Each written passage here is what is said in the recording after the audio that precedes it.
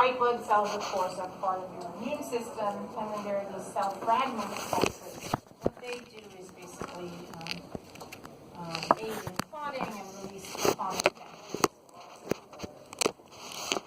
All of this, the blood is basically pumped around the body by this pump called the heart. So both the respiratory and the circulatory systems make use of a pump system. So for us, it's the aspiration pump for the lungs, and then this heart pump for the circulatory system. I'm not going to spend a lot of time on the lymphatic system. Basically, you should just know it contains this fluid called lymph. It contains vessels called lymphatic vessels. And its function is mainly to return excess interstitial or tissue fluid to the bloodstream. So lymphatics basically help to prevent edema or swelling. So they are returning excess tissue fluid to your bloodstream. And they also carry some white blood cells, leukocytes, which tend to stay in the lymph nodes, and these, of course, are part of your immune system. Lymph nodes are sort of conglomerations of lymphatic tissue. So what they do is they track things like cancer cells, and that's why for some surgeries, for cancer screening, doctors tend to take lymph node samples in order to look for cancer cells in those. So that is one function of the lymph nodes is to trap harmful things such as cancer cells, bacteria, and all that. Okay. And of course, the circulatory system basically looks like this. So we have our pump with the heart, and many, many vessels, which you saw in looking at the rabbit. And we have a double circulation, whereas fish have only a single circulation. So the double circulation involves pumping blood to the lungs as well as to the systemic circulation. So we have two loops of circulation. One is going out to the lungs and back to the heart, and the other is going out to the body and back to the heart. Okay, so in addition to that, we have the lymphatic system.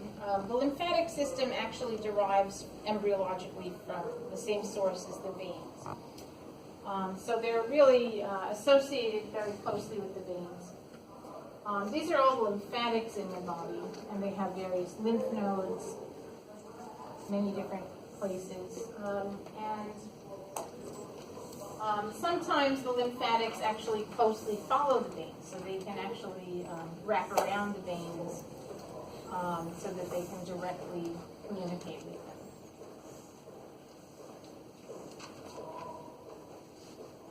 And also so that the movement of the blood vessels, the muscle in the wall of the blood vessels, can help to move the lymph back around the body.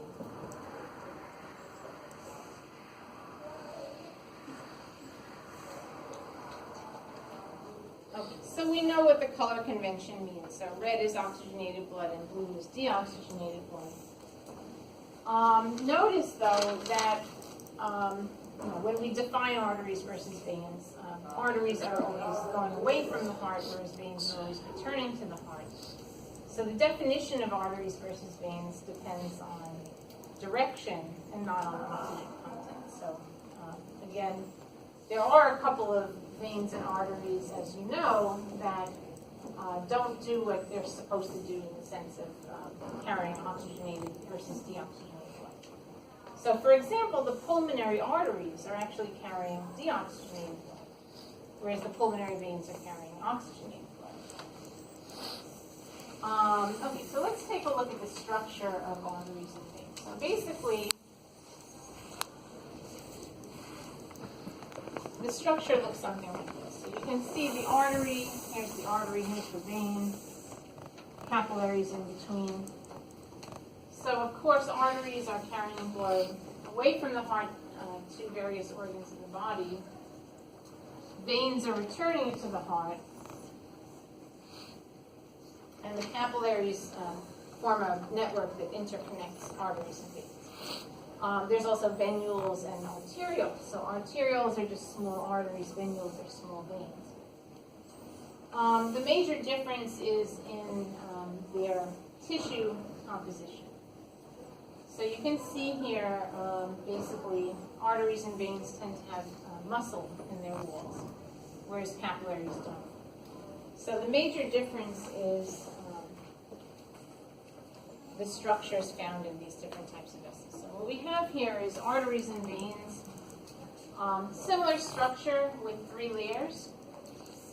The innermost layer is what we call the tunica intima, and that's an endothelial layer. So that's actually what's facing the interior or the lumen. So the interior part of the vessel or the lumen is the tunica intima. Then we have the tunica media, which is the middle part. I'm going to get back to that in a moment. And then on the outside is the tunica adventitia, which forms the outer surface. And that is mostly fibrous connective tissue.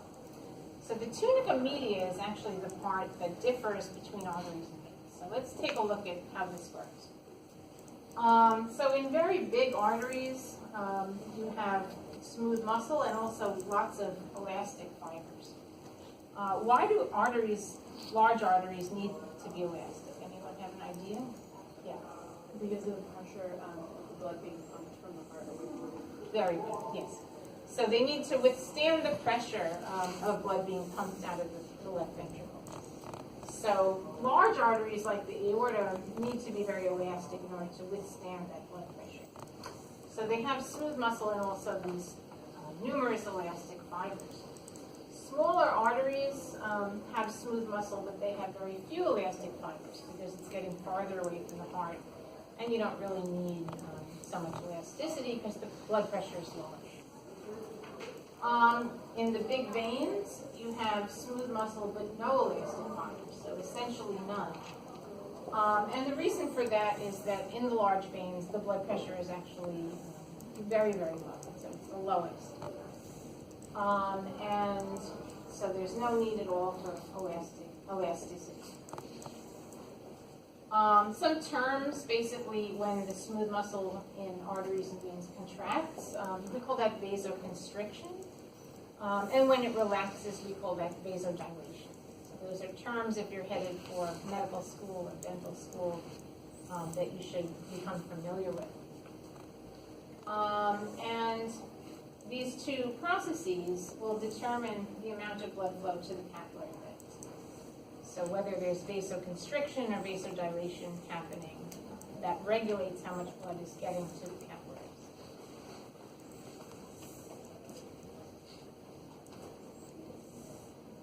So we know what arteries and veins do.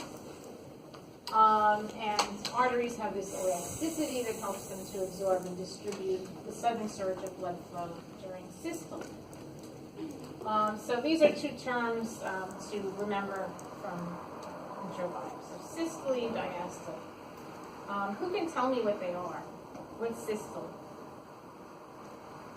Yeah. Just as when the heart contracts. Good. Yeah. And what's diastole? Right. Good. So systole is when the heart is contracting. Diastole is when it relaxes. So during systole, we have the ventricles especially contracting, squirting blood into the aorta and pulmonary trunk. So there's a sudden surge of blood in those two arteries, and that's why they have to be very elastic. And then in diastole, the heart is relaxing. And what's happening is that the elastic walls of these arteries are going to rebound. And that's actually going to sustain the flow of blood. So it's, yes, yeah. Sorry, is that why when you're taking blood pressure manually and you're listening for it, between, like, you can hear the systole because there's high pressure, and then when it drops again, like, you can hear it until it hits distal, and then because the heart has relaxed, the pressure is lowered. That's how you hear it, like, when you're synchroning. Yeah. Yeah. Mm-hmm. Yeah. Okay, so basically, it's the rebound of this elasticity. So you can think of it as sort of like a rubber band. I can't think of a good analogy really, but just when you kind of stretch a rubber band and then let it go. keeps rebounding. So that it's keeping up the force that pushes the blood through the arteries rather than just it stopping. So it's not just muscle action, but also the elasticity that keeps it going. And then in veins, basically, some things about veins that you should know. At any particular moment, up to 70% of circulating blood is actually in your veins. So most of the blood in your body at any given time is in veins as opposed to arteries.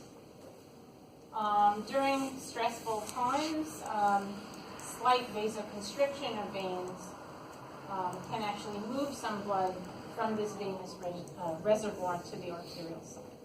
So your veins contain most of the reservoir of your blood, but you can regulate that using vasoconstriction. So the veins can push some blood to arteries when necessary. Professor, Yeah. why is it that people who exercise a lot have perpetually lower blood pressure? That's a good question. Lower blood pressure. Well, I would think it's because when your heart keeps pumping, it maintains the elasticity in your blood vessels because you're using it more often. Whereas when you're sedentary, there's a tendency toward hardening of the arteries from just. So just in, like, whenever I go to the doctor, they always make comments, like, oh, you run a lot. Because my blood pressure is usually like 95 over 68 or something pretty low. Yeah. But it's, like, but they said it's just because the heart making is more efficient, but I don't understand how that would relate to veins. Yeah, I mean, it's just because it's pumping harder, more, so it's more in shape, basically, in your arteries. Okay. So, I mean, that's the best explanation. Okay. Oh, so it's since the veins have hardened and the arteries haven't hardened? Yeah, I mean, just basically keeping your whole circulatory system in shape through, constant use. Yeah. Okay, so basically, all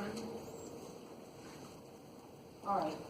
So veins have valves that are one-way valves, and these prevent backflow. So basically, in the veins, the blood only moves in one direction, and it's not the force of the heart that's moving it or the blood pressure, but it's being moved, prevented from flowing backward by these valves. So the valves prevent backflow, and what moves the blood through veins, for the most part, is actually the movement of surrounding structures. So, for example, in your limbs, the muscles that surround the veins, every time they contract, they're actually squeezing the veins and helping to push the blood back toward your heart. And then the valves prevent the blood from flowing backward. So in most parts of your body, it's actually the movement of other structures that keep the blood flowing through veins. And then there are some areas, such as your brain, for example, where you don't have, any muscles or movement to keep the blood flowing. So in that case, it's really just, the pressure of blood coming up from behind. Okay, so we're really out of time. This is just showing some leg muscles surrounding the veins, so you can see how movement and walking and running actually help to move the blood through your veins. So you can see here's a big vein in your leg with the valves that go in one direction. This keeps the blood flowing that way, and when you walk, your leg muscles are actually squeezing the veins, helping the blood to flow back toward your heart. So this is yet another reason why a sedentary lifestyle is not so healthy. So it's good to walk because you're actually helping your circulation. Okay, so that's pretty much it. We'll pick up with the rest of this